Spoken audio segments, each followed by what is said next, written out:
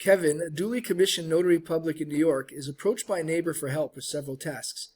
First, the neighbor needs a simple affidavit notarized, but Kevin charges 3 times the statutory allowance. When a local election inspector comes to Kevin requesting that he administer their official oath, Kevin refuses outright, offering no reason. In addition, Kevin prepares and charges a fee for drafting legal pleadings for a court case on behalf of his neighbor, even though Kevin is not an attorney. Finally, to assist his neighbor in a real estate matter, Kevin falsely creates and signs a mortgage discharge document to deceive a lender. Which of the following statements are accurate under the laws provided? 1. Preparing and charging a fee for legal pleadings without being an attorney constitutes unauthorized practice of law. 2. Charging more than the statutory fee for a notarial act subjects Kevin to potential treble damages in a civil action. 3. Refusing to administer an oath when requested by someone entitled to it constitutes a misdemeanor. 4. Forging and altering a mortgage discharge document to affect a legal interest can constitute forgery in the second degree, a Class D felony. Let's have a look at these statements again, referenced with the relevant law to help us determine the solution. Statement 1. Preparing and charging a fee for legal pleadings without being an attorney constitutes unauthorized practice of law. Well, let's have a look at the judiciary law section of the Notary Public License Law booklet, and in particular section 484, which is entitled None But Attorneys to Practice in the State, and it makes it clear that a notary public who is not an attorney cannot practice law, and that includes preparing pleadings of any kind in any action. I'm not going to read from the whole paragraph, but the question is dealing with pleadings, and clearly a non-attorney notary public cannot practice law by preparing pleadings, etc., and therefore statement 1 in stating that it's an unauthorized practice of law is an accurate statement, and we can put a check mark next to it. Statement 2. Charging more than the statutory fee for a notarial act subjects Kevin to potential treble damages in a civil action.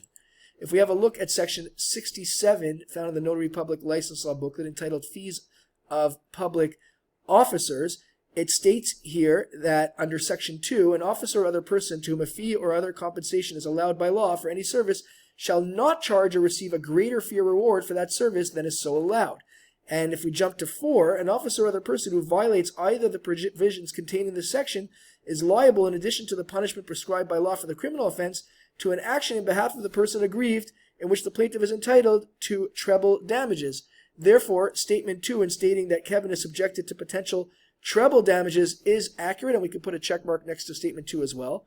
Statement 3, refusing to administer an oath when requested by someone entitled to it constitutes a misdemeanor. If we have a look at section 195 found in the Notary Public License Law booklet entitled Official Misconduct, it states, a public servant is guilty of official misconduct when, with intent to obtain a benefit or to injure or deprive another person of a benefit.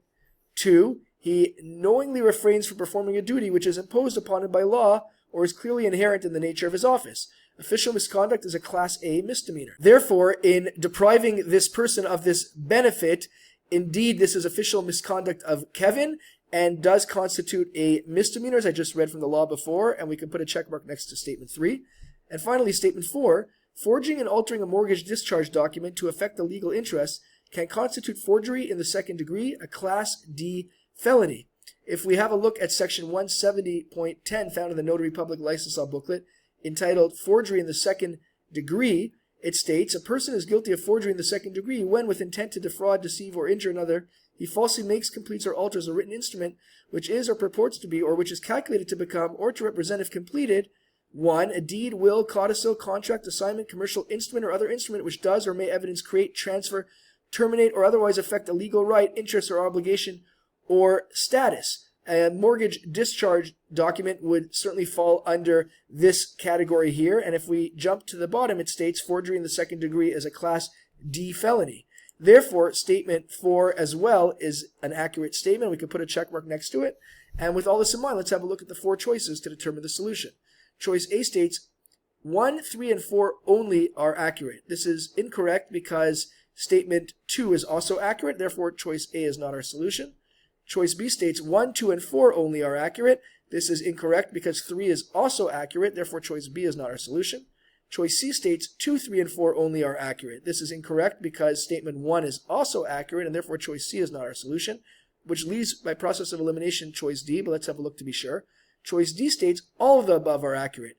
Indeed, that's what I marked off above, that all 4 statements are accurate, and therefore choice D, all of the above, is the correct solution.